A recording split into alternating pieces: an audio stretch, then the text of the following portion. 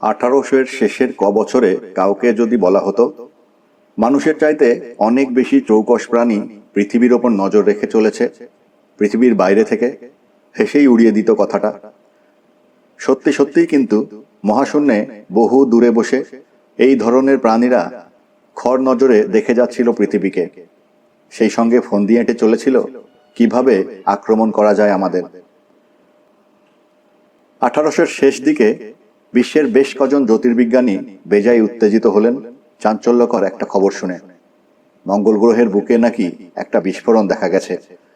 বিশালাকায় একটা আগুনের গোলক নাকি বিষম বেগে ধেয়ে আসছে পৃথিবীর দিকে। নানান খবরের কাগজে বেরোলো এই খবর। সাধারণ মানুষ কিন্তু বিচলিত হলো না মোটেই। আসন্ন বিপদ উদ্বিগ্ন করল না কাউকেই। খবরটা আমার কানে এসেছিল হঠাৎ। ওগিলভি নামে আমার এক জ্যোতির্বিজ্ঞানী বন্ধু আছে। মানমন্দিরে বসে টেলিস্কোপ দিয়ে সে দেখেছিল ধাবমান অগ্নিগোলককে। রাস্তায় ওগিলভির সঙ্গে মুখোমুখি হতেই ব্যাপারটা আমাকে বলল সে। সবশেষে বলল, সচক্ষে যদি দেখতে চাও চলে এসো আজ রাতে। টেলিস্কোপের মধ্যে দিয়ে দেখতে পাবে ধাত ছেড়ে যাওয়ার মতো কাণ্ড কারখানা। শুনেই রীতিমতো উত্তেজিত হয়েছিলাম। বললাম, বেশ তো, আসছি আজ রাত্রে। সেই রাতেই টেলিস্কোপের মধ্যে দিয়ে দেখা গেল আর একটা বিস্ফোরণ, গ্যাসের বিস্ফোরণ। তখন রাত ঠিক 12টা। টেলিস্কোপে চোখ লাগিয়ে ওগিলভি প্রথমে দেখেছিল সেই বিস্ফোরণ মঙ্গলের বুকে। চিৎকার করে উঠেছিল বিষম উত্তেজনায়, লালচে ঝলক, কি যেন একটা ধেয়ে আসছে পৃথিবীর দিকে। ওকে ঠেলে সরিয়ে দিয়ে টেলিস্কোপে চোখ রেখেছিলাম আমি। এবার দেখেছিলাম সেই আশ্চর্য দৃশ্য। ধোঁয়ার কুণ্ডলি ঠিকরে যাচ্ছে রক্তরাঙা গ্রহ মঙ্গলের বুক থেকে। হতভম্ব গলায় বলেছিলাম, ওগিলভি, ওগিলভি, এ কাদের সংকেত? মঙ্গল গ্রহের প্রাণীদের নাকি? সত্যি কি মঙ্গলে জীব আছে? ননসেন্স, বলেছিল ওগিলভি। মঙ্গলের বুকে মানুষের মতো প্রাণীর অস্তিত্বের সম্ভাবনা লাখে একটাও নয়। যা দেখছো তা বোধহয় উল্কাবৃষ্টি অথবা আগ্নেয়গিরির বিস্ফোরণ। মোটের ওপর ওগিলভির মতো প্রত্যক্ষদর্শী বৈজ্ঞানিক ব্যাপারটাকে পাত্তাই দিল না। মঙ্গল গ্রহীরাও বিপুল বেগে ধেয়ে আসতে লাগলো পৃথিবীর দিকে। দিনে দিনে এগিয়ে আসতে লাগলো কাছে কাছে, আরো কাছে। মঙ্গল গ্রহ যে রক্তরাঙা লাল গ্রহ তা আমরা জানি অনেক দিন থেকেই। যুদ্ধের প্রতীক হিসেবে ধরে নিয়েছি এই গ্রহকে, কিন্তু কল্পনাও করতে পারিনি সে যুদ্ধ হবে আমাদের সঙ্গেই। সূর্য থেকে 14 কোটি মাইল দূরে বসেও তারা শতাব্দীর পর শতাব্দী ধরে আমাদের হালচাল দেখেছে। নিজেদের গ্রহে বসবাস যখনই একটু একটু করে কষ্টকর হতে আরম্ভ করেছে, ফোন দিয়ে এঁটেছে মাত্র 3.5 কোটি মাইল দূরের পৃথিবী গ্রহটাকে কবজায় আনার। মঙ্গল আর পৃথিবী কাছাকাছি এসেছিল 1894 খ্রিস্টাব্দে। 2রা আগস্টের খবরের কাগজে বেরোলো একটা দারুণ আলোর ঝলকানি নাকি দেখা গেছে মঙ্গলের বুকে। পরপর কয়েক রাত ধরে চলল এই একই ব্যাপার। রাত ঠিক 12টায় ঝলসিত হয় একটা বিপুল আলোকপিণ্ড। অন্তর্হিত হয় মিনিট 15 পরে। স্পেকট্রোস্কোপের বর্ণালী দেখে একজন বৈজ্ঞানিক বলেছিলেন, মনে হচ্ছে যেন একটা গ্যাসের পিণ্ড জ্বলতে জ্বলতে নক্ষত্র বেগে ধেয়ে আসছে পৃথিবীর দিকে। ওগিলভির সঙ্গে দেখা হয় ঠিক এই সময়ে। নিস্তব্ধ মানমন্দিরে বসে এক কোণে রাখা মেড়মেড়ে আলোয় রোমাঞ্চিত হয়েছিলাম দুই বন্ধু। দেখেছিলাম মঙ্গলের বুকে হঠাৎ আলোর ঝলকানি, ঠিক যেন আর একটা আলোর ডেলা ধেয়ে আসছে এই পৃথিবীর দিকে। পরপর 10 রাত একই কাণ্ড দেখা গেল রহস্যময় গ্রহ মঙ্গলের বুকে। রাত ঠিক 12টার সময়। তারপর থেকেই কিন্তু রক্তরাঙা গ্রহ শুধু লাল গ্রহই হয়ে রইল। লালের ঝলক দেখিয়ে আর বিড়ম্বিত করেনি পৃথিবীবাসীদের। কিন্তু আক্কেল গুড়ুম করে দেবার পরিকল্পনা যে চালু হয়ে গেছে, তখনও যদি তা কেউ ভাবতে পারত। আমি কিন্তু ব্যাপারটা নিয়ে খুব ভেবেছিলাম। ওগিলভির কথায় মন মানতে রাজি হয়নি। ওই যে অগ্নিঝলক, তা কখনোই আগ্নেয়গিরির অগ্নুৎপাত বা ঝাঁকে ঝাঁকে উল্কা খসে পড়ার ফলে হচ্ছে না। প্রকাণ্ড কামান দাগলে এমনই ঝলক দেখা যায়। এমনই ধূম্রবলয় ঠিকরে যায়। তবে কি পরপর 10টা রাত ধরে গোলার মধ্যে মহাকাশযান পাঠালো মঙ্গল গ্রহীরা পৃথিবীকে টিপ করে?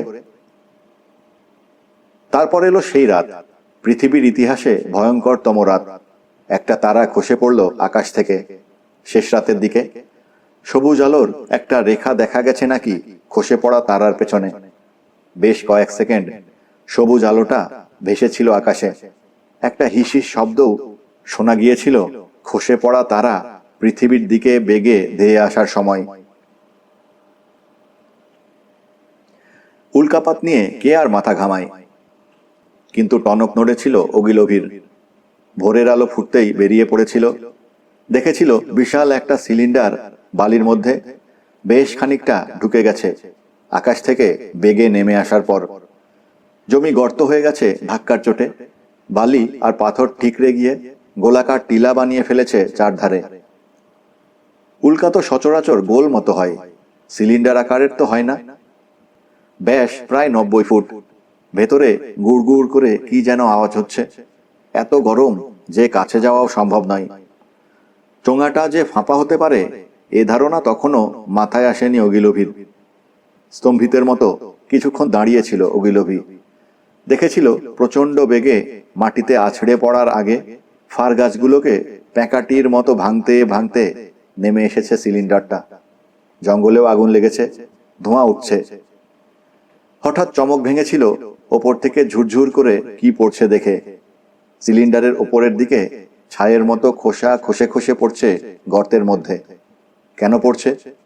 এক দৃষ্টে চেয়ে থাকতেই রক্ত জল হয়ে গেল অগিলভির। সিলিন্ডারের ওপরের দিকে ঠিক যেন একটা ঢাকনা আটা রয়েছে, পেঁচিয়ে আটা। আস্তে আস্তে ঘুরছে সেই ঢাকনা, অর্থাৎ প্যাঁচ খুলে যাচ্ছে। ভেতরে তাহলে কেউ আছে, এখনো মরেনি। চোঙাটাও নিরেট নয়, ফাঁপা। হয়তো ভেতরে মানুষ আছে, আধমরা মানুষটাকে সাহায্য করা দরকার। এই ভেবেই হাঁচড় পাঁচড় করে টিলার গা বেয়ে গরম চোঙার দিকে এগিয়েছিল অগিলভি। আর ঠিক সেই মুহূর্তেই বিদ্যুৎ চমকের মতো সম্ভাবনাটা খেলে গিয়েছিল তার মাথার মধ্যে। মঙ্গল গ্রহ থেকে আসেনি তো এই সিলিন্ডার? ভেতরে যে বা যারা রয়েছে মঙ্গল গ্রহের জীব নয় তো তারা? তবুও গুটি গুটি কাছে গিয়েছিল অগিলভি। কিন্তু চোঙার গায়ে হাত দিতেই ছ্যাঁকা লেগে গিয়েছিল হাতে। দারুণ গরম। উন্মাদের মতো বেরিয়ে এসেছিল তৎক্ষণাৎ গর্তের বাইরে। সিলিন্ডার পড়েছিল শহরের বাইরে ফাঁকা জায়গায়। এখন ঊর্ধ্বশ্বাসে ছুটল দূরের শহরের দিকে। প্রথমেই দেখা হয়ে গেল হ্যান্ডারসনের সঙ্গে। হ্যান্ডারসন পেশায় সাংবাদিক, লন্ডনের একটা খবরের কাগজের রিপোর্টার। বাড়ির সামনে বাগানের মাটি কোপাচ্ছিল কোদাল দিয়ে। হন্তদন্ত হয়ে বাগানে ঢুকে পড়েছিল অগিলভি। বলেছিল চিৎকার করে, হ্যান্ডারসন, কাল রাতে তারা খসে পড়া দেখেছিলে? অগিলভির মতো বৈজ্ঞানিকের এহেন উদ্ভ্রান্ত মূর্তি দেখে অবাক হয়ে গিয়েছিল হ্যান্ডারসন। বলেছিল সাগ্রহে, হ্যাঁ দেখেছিলাম, কিন্তু ব্যাপারটা কি? দেখে এলাম জিনিসটাকে। কোথায় দেখলে? হর্সেল কমনে পড়ে আছে। চোখ বড় বড় হয়ে ওঠে হ্যান্ডারসনের। কোদাল ফেলে দিয়ে বলেছিল রুদ্ধশ্বাসে, উল্কাপিণ্ড? বলো কি? চলো চলো দেখে আসা যাক। দুজনে দৌড়ালো কমন প্রান্তরের দিকে। যেতে যেতে অগিলভি হ্যান্ডারসনকে বলল যা যা দেখেছে এবং শুনেছে। কথা বলতে বলতেই পৌঁছে গেল উঁচু টিলার ওপর। ওই তো পড়ে রয়েছে মহাকায় চোঙা। একইভাবে হেলে বেশ খানিকটা গেঁথে গেছে জমির মধ্যে। ধোঁয়ার ফিকে রেশ দেখা যাচ্ছে এখনো। ডালাটা প্রায় খুলে এসেছে। সেই সঙ্গে শোনা যাচ্ছে একটা শোঁ শোঁ শব্দ, যেন হাওয়া ঢুকছে ভেতরে অথবা বেরিয়ে আসছে বাইরে। কাছে এগিয়ে গিয়েছিল দুই মূর্তিমান। চোঙার ধাতব দেহে লাঠি ঠুকেছিল ঠন ঠন শব্দে, কিন্তু কোনো সাড়াই আসেনি ভেতর থেকে। গুম হয়ে গিয়েছিল অগিলভি। বলেছিল চিৎকার করে, ভেতরে যারা আছো চুপটি করে বসে থাকো, আরো লোকজন নিয়ে আসছি। হ্যান্ডারসন বলেছিল, বেচারা, ঠান্ডায় জমে গেছে, এমনও তো হতে পারে। ঠান্ডায় জমুক আর গরমেই মরুক, নিজেদের দ্বারা আর কিছু সম্ভব নয় দেখে হ্যান্ডারসন আর ওগিলভি ফিরে এসেছিল শহরে, আরও লোকজন জোটানোর আশায়। কোদাল শাবল নিয়ে আসতে হবে প্রত্যেককে। হ্যান্ডারসন তখন ভাবছে, এমন জবর খবরটা আগে পাঠানো দরকার নিজের খবরের কাগজে। তাই আগে টেলিগ্রামে পুরো ব্যাপারটা জানিয়ে দিল সম্পাদককে। খবরটা যেন হাওয়ায় ছড়িয়ে গেল। খবরের কাগজ কিনতে হকারের কাছে গিয়েছিলাম আমি। চোঙা সংবাদ শুনলাম তখনই। কাগজের হকারই বলল, শুনেছেন তাজা খবর, মঙ্গল গ্রহ থেকে মানুষ এসেছে, বেশি দূরে নয়, ওই কমনে। অসম্ভব বলেছিলাম আমি। বলা বাহুল্য, বিলক্ষণ চমকে গিয়েছিলাম খবরটা শুনে। সঙ্গে সঙ্গে দৌড়েছিলাম নিজের চোখে দেখবার জন্যে। চোঙার চারধারের উঁচু টিলায় ততক্ষণে ছোটখাটো একটা ভিড় জমে গেছে, মজা দেখছে। কিছু লোক নেমে পড়েছে গর্তে, গাঁইতি শাবল দিয়ে চাড় মারছে চোঙার তলায়। অদ্ভুত ধূসর রঙের অজানা ধাতু দিয়ে তৈরি বিশাল সিলিন্ডারটার দিকে আমি চেয়েছিলাম ভয় বিহবল চোখে। আচমকা চেঁচিয়ে উঠল একজন শাবলধারী, হুঁশিয়ার, চোঙার ঢাকনা খুলে যাচ্ছে, পেঁচিয়ে খোলা হচ্ছে ভেতর থেকে। ঢাকনা খুলে গেল, দড়াম করে পড়ল চোঙার গায়ে, ঝুলতে লাগলো চকচকে চাকার মতো। সভয়ে সরে এসেছিল কৌতূহলী মানুষগুলো, হেঁকে সরিয়ে দিয়েছিল সবাইকে। কি আছে ভেতরে তা যখন জানা নেই, তখন তফাৎ যাওয়াই ভালো। হতভম্ব চোখে আমি চেয়েছিলাম খোলা গর্তটার দিকে। হেলে পড়া অদ্ভুত কারুকার্য করা বিশাল সিলিন্ডারের ওপর দিককার ছোট হ্যাঁচের মতো একটা ফোকর হঠাৎ উন্মুক্ত হয়েছে। না জানি এবার কি বিস্ময় আবির্ভূত হবে ফোকর দিয়ে। মানুষ উঁকি মারবে আশা করেছিল সবাই। আমি নিজেও তাই ভেবেছিলাম, কিন্তু ছায়ার মধ্যে দিয়ে যা দেখলাম তা আর যাই হোক, মানুষের চোখ নয়। গনগনে দুটো বস্তু, গোল চাকার মতো বস্তু, চেয়ে আছে আমাদের দিকে। তারপরেই ধূসর সাপের মতো কি যেন একটা কুণ্ডলি পাকিয়ে উঠল ফোকরের মধ্যে থেকে, লকলকিয়ে শূন্য পথে এগিয়ে এলো আমার দিকে। হট্টগোলটা শুরু হলো তৎক্ষণাৎ। বিভৎস ওই সুরের লকলকানি দেখেই ভয়ে প্রাণ উড়ে গিয়েছিল যাদের, তাদের মধ্যে সবার আগে গলার শির তুলে চিৎকার করে উঠল একটি মেয়ে। দুধদাড় করে পালাতে লাগলো যে যেদিকে পারে। আমি কিন্তু দাঁড়িয়ে রইলাম থ হয়ে। দাঁড়িয়েছিলাম বলেই দেখতে পেলাম অক্টোপাসের বাহুর মতো কদর্য সুর বেরিয়ে আসছে একটার পর একটা, কিলবিল করছে ছোট্ট ফোকরের চারপাশে। সুর দিয়ে চোঙার গা চেপে ধরে পরক্ষণেই বেরিয়ে এলো একটা মূর্তিমান আতঙ্ক। বিভৎস, কোনো প্রাণী যে এত কদাকার হয় জানতাম না। ধূসর বর্ণের বৃহৎ বপুটাকে একটু একটু করে এবং বেশ কষ্টের সঙ্গে নিয়ে এলো চোঙার বাইরে। অমানবিক দুটো বিশাল চোখ এক দৃষ্টে চেয়ে রইল আমার দিকে। বিকটাকার চোখ দুটোর দিকে আমিও তাকিয়ে রইলাম ফ্যালফ্যাল করে। চোখ প্রত্যঙ্গ দুটো তো মুন্ডুতে থাকে জানি, কিন্তু এর মুন্ডু কোথায়? সবটাই তো ধড়, অথবা ধড়টাই ওর পুরো মগজ। নারকীয় জিঘাংসা ধকধকে চোখ দুটো বসানো রয়েছে কুৎসিত এই ধড়ের ঠিক মাঝখানে। পুরো অবয়বটাকে টেনে হিঁচড়ে বাইরে এনে ফেলেছিল পৈশাচিক ওই প্রাণী। এবার আচমকা চোঙার গা বেয়ে হুড়মুড় করে গড়িয়ে পড়ল নিচের গর্তে। ধূপ করে আছাড় খেতেই কাতরে উঠল অদ্ভুত গলায়। সঙ্গে সঙ্গে আর একটা অবিকল বিকট প্রাণী আবির্ভূত হলো ফোকরের বাইরে। দুটো কালান্তক প্রাণীকে কটমট করে চেয়ে থাকতে দেখে প্রাণ হাতে নিয়ে জনতা তখন দৌড়াচ্ছে। দৌড়েছিলাম আমিও, উন্মাদের মতো ধেয়ে গিয়েছিলাম একটা গাছের জটলার দিকে। তল্লাট ছেড়ে চম্পট দেবার অভিপ্রায় আমার ছিল না মোটেই। লোমহর্ষক ওই চাউনির আড়াল থেকে দুঃস্বপ্নময় জীবগুলোকে খুঁটিয়ে দেখবার লোভ সামলাতে পারিনি মোটেই।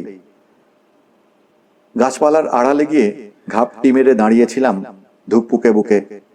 ভয়ে বিস্ময়ে দু চোখ যে প্রায় ঠেলে বেরিয়ে এসেছিল তা না বললেও চলে। দূর থেকেই দেখেছিলাম অক্টোপাসের কিলবিলে বাহুর মতো সরু কালো চাবুক যেন আছড়ে পড়ছে সূর্যাস্তের দিকে। তারপর ঠেলে উঠে এলো একটা সরু রড, একটার পিছনে আর একটা জোড়া লাগিয়ে বেশ লম্বা করে তোলা হলো অনেক উঁচুতে। রডের ডগায় বনবন করে ঘুরতে লাগলো গোলাকার একটা প্লেট। হইচই শুনে ফিরে তাকালাম। একদল লোক সাহসে বুক বেঁধে ফিরে এসেছে, গুটি গুটি এগোচ্ছে গর্তের দিকে। পুরোধা ব্যক্তির হাতে রয়েছে সাদা নিশান, লাঠির ডগায় বাঁধা, হাওয়ায় উঠছে পতপত করে। টিলার উপর এসে দাঁড়ালো ছোট্ট দলটা। ডাইনে বাঁয়ে পতাকা নেড়ে কথা বলার চেষ্টা করলো মঙ্গল গ্রহীদের সঙ্গে। রডের ডগায় বনবনে ঘুরন্ত চাকাটা আস্তে আস্তে ঘুরে গেল তাদের দিকে। তারপরেই চোখ ধাঁধিয়ে গেল তীব্র আলোর ঝলকে। ভগ ভগ ভগ করে তিনবার সবুজ ধোঁয়া গর্তের ভেতর থেকে ঠিকরে গেল আকাশের দিকে। খুব ধীরে ধীরে কিম্ভূত কিমাকার একটা আকৃতি উঠে এলো গর্তের বাইরে, নিক্ষেপ করলো একটা আলোক রশ্মি। অদ্ভুত আকৃতিটার দিক থেকে বিচ্ছুরিত সেই আলোক রশ্মি এমনই জোড়ালো যে চোখ ধাঁধিয়ে গেল আমার। শুধু রশ্মি না বলে তাকে রশ্মি প্রবাহ বললেই ঠিক হয়। তীব্র বেগে আছড়ে পড়ল বন্ধুত্বের বার্তাবাহী মানুষ কজনের ওপর। নিমেষের মধ্যে শূন্য পথে ছিটকে গিয়ে আছড়ে পড়ল প্রত্যেকেই, আর নড়ল না। রশ্মি শক্তি এত প্রচন্ড হয়, এমন সর্বনাশা হয়, এতখানি মারাত্মক হয়। দাও দাও করে জ্বলে উঠল পেছনকার পাইন বন, আগুন লকলকিয়ে উঠল শুকনো ঘাসেও। গাছের আড়ালে দাঁড়িয়ে ঠকঠক করে কাঁপছিলাম আমি। তখন অন্ধকার নেমেছে, অত্যুজ্জ্বল আলোক রশ্মি নির্মমভাবে তাণ্ডব নৃত্য চালিয়ে যাচ্ছে। কি ভাগ্যিস আর একটু এগিয়ে আসেনি, এলে আমার দফা রফাও হয়ে যেত, গাছপালা সমেত পুড়ে ছাই হয়ে যেতাম। অর্ধচন্দ্রাকারে আমার লুকানোর জায়গার ঠিক সামনে দিয়ে সব কিছুতে আগুন লাগাতে ঘুরে গেল অকল্পনীয় সেই আলোক রশ্মি। গাঢ় তমিশ্রা শিউরে উঠল, যেন অপার্থিব সেই রশ্মি অন্ধকারের বুকে আছড়ে পড়তেই। আচমকা বিষম আতঙ্কে দিশেহারা হয়ে ছুটতে আরম্ভ করলাম আমি। দৌড় দৌড় দৌড়। অন্ধকারের মধ্যে মাঠের ওপর হোঁচট খেয়ে আছড়ে পড়েও ফের ঠিকরে গিয়ে দৌড়েছিলাম পাগলের মতো। আমি একাই জীবন নিয়ে শুধু ফিরে এসেছিলাম মৃত্যুযজ্ঞ থেকে। আমার পেছনে তারার আলোয় গর্তের চারধারে দেখা যাচ্ছিল প্রায় 40টা মৃতদেহ। ওগিলোভি আর হ্যান্ডারসনও ছিল ওদের মধ্যে। পাশাপাশি দুজনে পড়েছিল নিথর চাহনি আকাশের পানে মেলে ধরে। শান্তির বাণী নিয়ে গিয়ে জীবন আহুতি দিয়েছিল চোখের পলক ফেলতে না ফেলতেই। তখন সেই পলায়নের মুহূর্তে কোনো চিন্তাই আমার মাথায় ছিল না, কারো কথাই ভাবিনি, ভাবতে পারিনি। সমস্ত সত্তা জুড়ে বিরাজ করছিল অবর্ণনীয় এক আতঙ্ক। সে আতঙ্কবোধকে ভাষায় প্রকাশ করার ক্ষমতা আমার নেই। শুধু মনে আছে আমি দৌড়াচ্ছি দৌড়াচ্ছি দৌড়াচ্ছি, হোঁচট খাচ্ছি, আছড়ে পড়ছি, তেড়ে মেড়ে উঠে আবার ছুটছি। দিকবিদিক জ্ঞান হারিয়ে আতঙ্ক অঞ্চল থেকে নিমেষে দূরে সরে এসেছি। তারপর পুলের এপাশে রাস্তায় পৌঁছেই হুমড়ি খেয়ে পড়ি। নাক মুখ কেটে রক্তারক্তি হয়েছিল। বোধহয় বেহুশ হয়েছিলাম বেশ কিছুক্ষণ। অবশেষে উঠে দাঁড়ালাম। টলতে টলতে এবং কাঁপতে কাঁপতে পুল পেরিয়ে গিয়েছিলাম এক হাতে কপাল খামচে ধরে। পেছনে পড়েছিল নিস্তব্ধ প্রান্তর। মনে হয়েছিল যেন দুঃস্বপ্নের ঘোরে ছুটে এলাম এতটা পথ।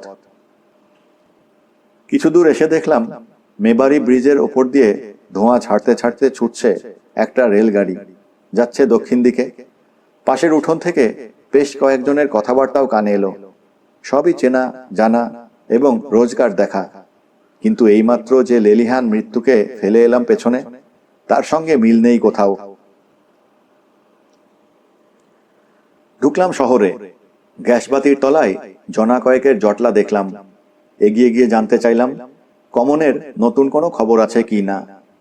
আমার রক্তমাখা ধূলি ধূসরিত উদ্ভ্রান্ত মূর্তি দেখেই ওরা বুঝেছিল কোত্থেকে আসছি আমি। তাই পাল্টা প্রশ্ন করেছিল আমাকে, আপনি তো আসছেন ওখান থেকে, বলুন তো খবর কি? খবর খুব খারাপ। মঙ্গল গ্রহের মানুষ এসে নেমেছে প্রান্তরে, বলেছিলাম শুষ্ক কণ্ঠে। তাচ্ছিল্যের আর অবিশ্বাসের হাসি হেসেছিল রাস্তার লোকেরা। ধন্যবাদ জানিয়ে সরে পড়েছিল তক্ষুনি। বোধহয় পাগলই ভেবেছিল আমাকে, আমার চেহারা দেখে। মাথায় রক্ত উঠে গিয়েছিল আমার। বোকার মতো অত কথা না বললেই হতো। টিটকিরি সহ্য করতে হতো না। কয়েকজনের পেছন পেছন ধাওয়া করেছিলাম রাগের মাথায়। সচক্ষে যা দেখেছি তার বর্ণনা দিতে গিয়েছিলাম, কিন্তু কেউ কর্ণপাত করেনি। ভীষণ রেগে তখন বলেছিলাম, টের পাবেন শিগগিরই। বাড়ি ফিরে এসে বউকে বলেছিলাম, এইমাত্র কি ভয়ানক কাণ্ড দেখে এলাম। টেবিলে রাতের খাবার সাজানো রয়েছে দেখে এক গ্লাস সুরাপান করেছিলাম স্নায়ু চাঙ্গা করার জন্যে। সব শেষে বলেছিলাম, একটা ব্যাপার পরিষ্কার হয়ে গেল। কি জিজ্ঞেস করেছিল স্ত্রী। গর্ত ছেড়ে নামবে না মঙ্গল গ্রহীরা, ধারে কাছে কেউ গেলেই খতম করে দেবে। আসতেও তো পারে এখানে। না না, আসবে না। কেন বলো তো? নড়তেই পারে না।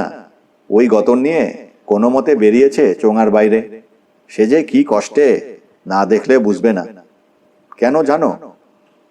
পৃথিবীর মাধ্যাকর্ষণ মঙ্গলের মাধ্যাকর্ষণের চেয়ে 3 গুণ বেশি। তার মানে একজন মঙ্গল গ্রহে যা ওজন, পৃথিবীতে তার 3 গুণ বেশি ওজন।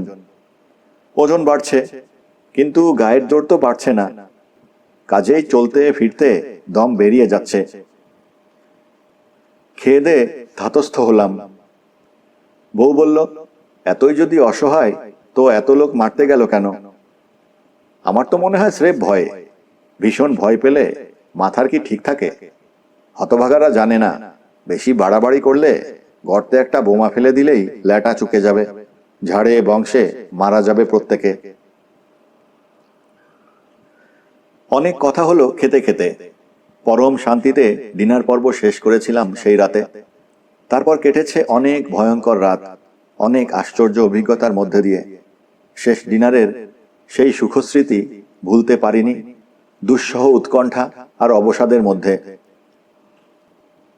উত্তেজনার চোটে কিন্তু সেই রাতে একটা ব্যাপার একেবারেই খেয়াল করিনি। ভুলে গিয়েছিলাম যন্ত্রবিদ্যায় মঙ্গল গ্রহীরা এতই উন্নত যে নিজেদের শরীর হঠাৎ গুরুভার হয়ে যাওয়ার বাধা কাটিয়ে নেওয়ার মতো যান্ত্রিক কৌশল নিশ্চয়ই ভেবে বের করবে। করেছিলও তাই। সমস্ত রাত ধরে ধু ধু কমন প্রান্তরে চলেছিল সেই প্রস্তুতি। বানিয়েছিল একটার পর একটা মেশিন, যে মেশিনে চেপে অথর্ব দেহ নিয়েও তারা নরক সৃষ্টি করবে সবুজ পৃথিবীতে। চোঙার বাইরে এসে গুরুভার দেহ নিয়ে কষ্টে সৃষ্টে তারা খাড়া করেছিল 100 ফুট উঁচু অদ্ভুত আকৃতির ভয়াল যন্ত্র। রাত 11টা নাগাদ দুদল সৈন্যবাহিনী পৌঁছেছিল কমন প্রান্তরে। প্রান্তর ঘিরে সৈন্য সাজানো হয়েছিল তৎক্ষণাৎ। অন্ধকারে শুধু ঠাহর করা গিয়েছিল। সারি সারি কামান নলতাক করে রয়েছে গর্তের দিকে। ঘোড়ায় চেপে তদারক করছে সেনাধ্যক্ষরা। সারি সারি সৈনিক বন্দুক হাতে তৈরি, শুধু হুকুমের অপেক্ষা। রাত ঠিক 12টার কয়েক সেকেন্ড পরেই আবার খসে পড়েছিল একটা তারা। আবির্ভূত হয়েছিল দ্বিতীয় সিলিন্ডার। পরের দিন কেটেছিল নিদারুণ উৎকণ্ঠার মধ্যে। রোজকার মতো সকালে দুধ দিতে এসেছিল গয়লা। দৌড়ে গিয়ে জিজ্ঞেস করেছিলাম আমি, নতুন কোনো খবর আছে? সারা রাত ধরে মঙ্গল গ্রহীদের ঘিরে রেখেছে আমাদের সৈন্যবাহিনী। খতম করার ইচ্ছে নেই আপাতত, বাড়াবাড়ি করলে অবশ্য মরবে। দুধের ডোল গয়লার হাত থেকে নিতে নিতে বলেছিলাম, শুনলাম কাল রাতে আর একটা সিলিন্ডার এসে পড়েছে। একটাতেই রক্ষে নেই, আর একটা জুটলো দেখছি। যেতে যেতে বলেছিল গয়লা, লোকসান তো ইন্স্যুরেন্স কোম্পানির, ঝুটঝামেলা মেটাবার পর ক্ষয়ক্ষতি মেটাতে ফতুর হয়ে যাবে। প্রাতরাশ খেয়ে হাঁটতে হাঁটতে গেলাম কমন প্রান্তরের দিকে। পুলটার কাছেই মুখোমুখি হলাম দুজন সৈনিক পুরুষের সঙ্গে, ব্রিজ আগলে দাঁড়িয়ে বন্দুক হাতে। রুখে দিল আমাকেও। দুঃখিত স্যার, আর এগোনোর হুকুম নেই। গল্প জুড়ে দিলাম ওইখানেই দাঁড়িয়ে। জিজ্ঞেস করে জানলাম, মঙ্গল গ্রহীদের স্বচক্ষে দেখেনি দুজনের কেউই, পাহারাই দিয়ে যাচ্ছে। আমি তখন বললাম, কি দেখেছি গত রাতে। তাপরশ্মির প্রলয় লীলা বর্ণনা করতে করতে ফের গায়ের লোম খাড়া হয়ে গেল নিজেরই। শুনে টুনে একজন সৈনিক বলল, মাটি ঘেঁষে গুঁড়ি মেরে গিয়ে ঝাঁপিয়ে পড়লেই বুঝবে বাছাধনরা। অপরজন কাষ্ঠ হেসে বলল, তা না হয় হলো, কিন্তু তাপরশ্মি থেকে গা বাঁচাবে কি করে? ওভাবে হবে না হে, দূর থেকেই কামান দেগে শেষ করে দিতে হবে শয়তানের বাচ্চাদের। আমি বাড়ি ফিরে এলাম। নতুন খবর আর পেলাম না এত হাঁটাহাঁটি করেও। গরম পড়েছিল বেশ। সস্ত্রীক খেতে বসলাম ঘরের বাইরে, বাগানে। দিব্যি শান্ত চারিদিক। মোমবাতি জ্বলছে টেবিলে। খাচ্ছি নিশ্চিন্ত মনে। আচমকা শোনা গেল গুলিবর্ষণের শব্দ। একই সঙ্গে ভীষণ শব্দে হুড়মুড় করে কি যেন ভেঙে পড়ল, এত জোরে যে মাটি কেঁপে উঠল থরথর করে। জ্বলন্ত মোমবাতি তিনটে ছিটকে গেল টেবিল থেকে। আঁতকে উঠল আমার স্ত্রী। ভয় বিহ্বল চোখে দেখলাম সেই ভয়াবহ দৃশ্য। কাছের গাছগুলোর চূড়োয় আগুন লাগছে একে একে। নিমেষে নিমেষে জ্বলে উঠছে দাউ দাউ করে। ছোট গির্জার চূড়োটা ভেঙে আছড়ে পড়ছে মাটিতে। প্রলয়ঙ্কর তাপরশ্মি ঝলসিত হচ্ছে সবকিছুর ওপর। রাতের অন্ধকার চিরে ফালা ফালা হয়ে যাচ্ছে করাল রশ্মির কোপে।